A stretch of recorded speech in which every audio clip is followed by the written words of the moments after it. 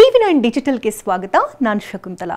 ಗುಬ್ಬಚ್ಚಿ ಗೂಡಿನಲ್ಲಿ ಕದ್ದು ಮುಚ್ಚಿ ಅಪ್ಪು ಗೀತೆಯನ್ನ ನೀವೆಲ್ಲ ಕೇಳಿರ್ತೀರಿ. ಅರೆ ಗುಬ್ಬಿ ಎಲ್ಲೋಯ್ತು, ಗೂಡೆಲ್ಲೋಯ್ತು ಅನ್ನೋ ಪ್ರಶ್ನೆ ಸಹಜವಾಗಿ ಪ್ರತಿಯೊಬ್ಬರನ್ನ ಕಾಡುತ್ತೆ. ಕಾಳು ತಿಂತ ಚೀವ್ ಚೀವನತ ತನ್ನ ಪುಟ್ಟ ಕಣ್ಣುಗಳನ್ನು ಅರಳಿಸಿ ನಮ್ಮ ನಿತ್ಯದ ಸಂಗಾತಿಯಾಗಿ ಕುಟುಂಬದ ಭಾಗವಾಗಿದ್ದ ಗುಬ್ಬಚ್ಚಿಯ ದಿನಾಚರಣೆ ಇಂದು. 10-20 ವರ್ಷಗಳ ಹಿಂದೆ ಗುಬ್ಬಿ ಅಂದ್ರೆ ಒಂದು ಪುಟ್ಟ ಮಗು ಕೂಡ ಕಣ್ಣನ್ನ ಅರಳಿಸಿ ನೋಡ್ತಾ ಇತ್ತು. ಅದರ ಹಾಡು ಕೇಳಿ ಖುಷಿ ಪಡ್ತಾ ಇದ್ದಂತಹ ಕಾಲವದು. ಅರೆ ಇದ್ದಕ್ಕಿದ್ದಂತೆ ಗುಬ್ಬಿ ಎಲ್ಲಿ ಹೋಯ್ತು, ಅಲ್ಲೋ ಇಲ್ಲೋ ಅಪರೂಪಕ್ಕೆ ಕಾಣಿಸ್ತಾ ಇದ್ದಿಲ್ಲ ಅಂತ ನಿಮ್ಗೆಲ್ಲ ಅನಿಸಬಹುದು. ಹೌದು, ಗುಬ್ಬಿಗಳು ಆಧುನಿಕತೆಗೆ ಒಗ್ಗಿಕೊಳ್ಳಲಾಗದೆ ಕಾಂಕ್ರೀಟ್ ನಾಡಿನಲ್ಲಿ ಬದುಕಲಾರದೆ ನಶಿಸಿ ಹೋಗ್ತಿವೆ.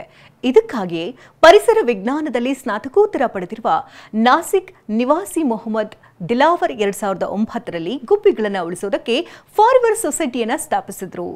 ನೇಚರ್ ಫಾರೆವರ್ ಸೊಸೈಟಿ ಮತ್ತು ಎಕೋಸಿಸ್ ಆಕ್ಷನ್ ಫೌಂಡೇಶನ್ ಸಹಯೋಗದೊಂದಿಗೆ 2010ರಲ್ಲಿ ಮೊದಲ ಬಾರಿಗೆ ವಿಶ್ವ ಗುಬ್ಬಚ್ಚಿಗಳ ದಿನವನ್ನು ಆಚರಿಸಲಾಯಿತು. ಅಂದಿನಿಂದ ಕಣ್ಮರೆಯಾಗ್ತಾ ಇರುವಂತಹ ಗುಬ್ಬಚ್ಚಿಗಳ ಸಂತತಿಗಳನ್ನು ಉಳಿಸುವ ಉದ್ದೇಶದಿಂದ ಪ್ರತಿ ವರ್ಷ ಮಾರ್ಚ್ 20ರಂದು ವಿಶ್ವ ಗುಬ್ಬಚ್ಚಿ ದಿನವನ್ನು ಆಚರಿಸಿಕೊಂಡು ಬರಲಾಗ್ತಾ ಇದೆ. ಗುಬ್ಬಿ ಸಂತತಿ ನಾಶಕ್ಕೆ ಕಾರಣವೇನು ಅಂತ ಸಹಜವಾಗಿ ಪ್ರಶ್ನೆ ಮೂಡುತ್ತೆ. ಇದಕ್ಕೆ ಮೊದಲನೇ ಕಾರಣ ನೋಡೋದಾದ್ರೆ ಪೆಟ್ರೋಲ್ ದಹನವಾದಾಗ ಬರುವಂತಹ ಮೆಥೈಲ್ ನೈಟ್ರೇಟ್ನಂತಹ ಕೆಲ ರಾಸಾಯನಿಕ ಸಣ್ಣ ಪುಟ್ಟ ಕೀಟಗಳನ್ನು ಸಾಯಿಸುತ್ತೆ. ಈ ಕೀಟಗಳನ್ನು ತಂದು ಗುಬ್ಬಿ ತನ್ನ ಪುಟ್ಟ ಮರಿಗೆ ತಿನ್ನಿಸಿದಾಗ ಅದರ ಸಂತತಿ ನಾಶವಾಗ್ಬಿಡುತ್ತೆ. ಎರಡನೇದಾಗಿ ಮನೆ ನಿರ್ಮಾಣದ ಶೈಲಿ ಬದಲಾಗಿ ಕಾಂಕ್ರೀಟ್ ಕಾಡಾಗಿದ್ದರಿಂದ ಗುಬ್ಬಿಗಳಿಗೆ ಗೂಡು ಕಟ್ಟೋದಕ್ಕೆ ಜಾಗವೇ ಸಿಗದೆ ಅವುಗಳ ಸಂತಾನೋತ್ಪತ್ತಿಯೇ ಕಡಿಮೆಯಾಯಿತು. ಹೆಂಚಿನ ಮನೆ ಇಲ್ಲ, ಗುಡಿಸಲಿಲ್ಲ, ಮನುಷ್ಯ ತುಂಬಾ ಬದಲಾಗ್ಬಿಟ್ಟಿದ್ದಾನೆ. ವ್ಯವಸಾಯ ಮೊದಲಿನಂತೂ ಇಲ್ವೇ ಇಲ್ಲ. ಇದರಿಂದಾಗಿ ಈ ಗುಬ್ಬಿಗಳು ಒಂದು ರೀತಿಯಲ್ಲಿ ತನ್ನ ನೆಲೆಯನ್ನೇ ಕಳೆದುಕೊಂಡ್ಬಿಟ್ಟಿದೆ. ಹಾಗೆ ಮೂರನೇದಾಗಿ ಈ ಹಿಂದೆ ಮನೆ ಮುಂದೆ ಧಾನ್ಯವನ್ನ ಹೊಣ ಹಾಕ್ತಾ ಇದ್ರು, ಕೇರ್ತಾ ಇದ್ರು. ಇದರಿಂದ ಗುಬ್ಬಿಗೆ ಆಹಾರ ಸಿಗ್ತಿತ್ತು. ಆದ್ರೀಗ ಪರಿಸ್ಥಿತಿ ಅಂತೂ ತುಂಬಾ ಬದಲಾಗಿದೆ. ಅಂಗಡಿ ಮುಂದೆ ಚೀಲಗಳಲ್ಲಿ ಧಾನ್ಯಗಳನ್ನ ಇಡ್ತಿದ್ರು. ಆ ಚೀಲಗಳಿಂದ ಸಣ್ಣ ಪುಟ್ಟ ಕಾಳುಗಳನ್ನ ಗುಬ್ಬಿ ತಿಂದು ತನ್ನ ಹೊಟ್ಟೆ ಸೇರಿಸಿಕೊಳ್ತಿತ್ತು. ಆದ್ರೀಗ ಪ್ಲಾಸ್ಟಿಕ್ ಚೀಲದಿಂದ ಎಲ್ಲವೂ ಕೂಡ ಬದಲಾಗಿ ಹೋಯಿತು. ನಾಲ್ಕನೇದಾಗಿ ಮೊಬೈಲ್ ವಿಕಿರಣಗಳ ತೊಂದರೆ ಅಂತ ಹೇಳ್ತಿದ್ರು. ಅದಕ್ಕೆ ವೈಜ್ಞಾನಿಕ ಗುರುಹುಗಳಂತೂ ಇಲ್ಲ. ಒನ್ ಕೇಸ್ ಆ ರೀತಿ ಇದ್ದಿದ್ದಲ್ಲಿ ಪಾರಿವಾಳಗಳನ್ನು ನಾವು ಇವತ್ತು ಹೆಚ್ಚಾಗಿ ನೋಡೋದಕ್ಕೆ ಸಾಧ್ಯನೇ ಇರ್ತಿರ್ಲಿಲ್ಲ ಬಿಡಿ. ಹಾಗಾದ್ರೆ ಗುಬ್ಬಚ್ಚಿಗಳನ್ನ ಸಂರಕ್ಷಣೆ ಮಾಡೋದು ಹೇಗೆ, ಕಾಪಾಡೋದು ಹೇಗೆ ಅಂತಂದ್ರೆ, ನಿಮ್ಮ ಮನೆಯಲ್ಲಿ ಗುಬ್ಬಚ್ಚಿಗಳು ಗೂಡನ್ನ ಕಟ್ಟಿಕೊಂಡಿದ್ರೆ ಅದನ್ನ ತೆಗೆದು ಹಾಕಬೇಡಿ. ಅವುಗಳ ಸಂತತಿ ಅಭಿವೃದ್ಧಿಗೆ ಈ ರೀತಿಯಾಗಿ ಕೈ ಜೋಡಿಸೋಣ.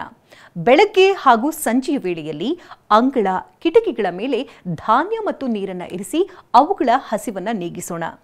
ಮಕ್ಕಳಿಗೂ ಕೂಡ ಗುಬ್ಬಚ್ಚಿಗಳಿಗೆ ಆಹಾರಕ್ಕಾಗಿ ಬಾಲ್ಕನಿಯಲ್ಲಿ ನೀರು ಮತ್ತು ಧಾನ್ಯಗಳನ್ನು ಬಟ್ಟಲಲ್ಲಿಡೋದಕ್ಕೆ ಪ್ರೋತ್ಸಾಹಿಸೋಣ. ಮನೆಯಲ್ಲಿ ಬಿಸಾಡುವಂತಹ ಶೂಗಳಾಗಿರಬಹುದು, ಕ್ಯಾನ್ಗಳಾಗಿರ್ಬೋದು, ದೊಡ್ಡ ದೊಡ್ಡ ಪ್ಲಾಸ್ಟಿಕ್ ಬಾಟ್ಲಿಗಳಾಗಿರ್ಬೋದು ಅಥವಾ ಮಡಿಕೆಗಳಿದ್ರೆ ಅದನ್ನು ಮರದ ರೆಂಬೆ ಕೊಂಬೆಗಳಿಗೆ ನೇತು ಹಾಕಿ. ಇದು ಗುಬ್ಬಚ್ಚಿಗಳು ಗೂಡು ಕಟ್ಟುವುದಕ್ಕೆ ಅನುವು ಮಾಡಿಕೊಟ್ಟಂತಾಗುತ್ತೆ. ಹಾಗೆ ಆನ್ಲೈನ್ಗಳಲ್ಲಿ ಕೃತಕ ಗೂಡುಗಳು ಕೂಡ ಸಿಗುತ್ತೆ. ನಿಮ್ಮ ಮನೆಗಳಲ್ಲಿ ಮರ ಗಿಡಗಳೇನಾದರೂ ಇದ್ದಲ್ಲಿ ಅದರ ರೆಂಬೆ ಕೊಂಬಿಗೆ ಕಟ್ಟಬಹುದು. ಇನ್ನು ಗುಬ್ಬಿಗಳು ಮನುಷ್ಯರು ಬರುವ ಮೊದಲೇ ಬಂದಿದಂತಹ ಜೀವಿಗಳು. ಗುಬ್ಬಿಗಳ ನಾಶ ನಮ್ಮೆಲ್ಲರಿಗೂ ಒಂದು ರೀತಿ ವಾರ್ನಿಂಗ್. ಮುಷ್ಟಿಗಾತ್ರದ ಹಕ್ಕಿಗಳಿಗೆ ಇನ್ನಾದರೂ ಒಂದು ರೀತಿ ನೆಲೆ ಕಲ್ಪಿಸೋಣ. ಮನುಷ್ಯ ಬದಲಾಗಬೇಕು, ಆಹಾರ ಪದ್ಧತಿ ಬದಲಾಯಿಸಬೇಕು, ಜೀವನ ಶೈಲಿಯಲ್ಲಿ ಕೊಂಚ ಬದಲಾವಣೆ ತರೋದ್ರಿಂದ ನಮ್ಮ ಮುಂದಿನ ಪೀಳಿಗೆಗೆ ನಾವು ಕಲಿತಂತಹ ಕಾಕಕ್ಕ ಗುಬ್ಬಕ್ಕನ ಕತೆ ಹೇಳಿ ನೈಜವಾಗಿ ತೋರಿಸಬಹುದು. ಇವಾಗ ಇತ್ತೀಚಿನ ದಿನಗಳಲ್ಲಿ ಮಾಧ್ಯಮಗಳಲ್ಲೆಲ್ಲ ನೀವು ನೋಡ್ತಿರ್ತೀರಿ, ಆನೆ ದಾಳಿ ಮಾಡಿದ್ವು, ಹುಲಿ ಚಿರತೆ ದಾಳಿ ಮಾಡ್ತು ಅಂತ ಹೇಳ್ತಿರ್ತಾರೆ. ಅದ್ಯಾಕಂದ್ರೆ ಅವುಗಳ ನೆಲೆಯನ್ನ ನಾವು ಕಿತ್ಕೊಂಡಿದ್ದೇವೆ, ನಾವು ಅವುಗಳ ಜಾಗದಲ್ಲಿದ್ದೇವೆ. ಆನೆ ಹುಲಿಯ ಜಾಗದಲ್ಲಿ ನಾವು ನಿಂತು ಒಮ್ಮೆ ಯೋಚನೆ ಮಾಡಿದ್ರೆ ಸತ್ಯಾಂಶ ತಿಳಿಯುತ್ತೆ. ವಾಸ್ತವವನ್ನ ಅರಿತು ಪ್ರಕೃತಿಗೆ ನಮ್ಮ ಅಳಿಲು ಸೇವೆಯನ್ನ ಮಾಡೋಣ. ಏನಂತೀರಿ? ಇದುವೇ ಈ ಹೊತ್ತಿನ ವಿಶೇಷ. ನಿರಂತರ ಸುದ್ದಿಗಾಗಿ ನೋಡ್ತಾ ಇರಿ ಟಿವಿ9.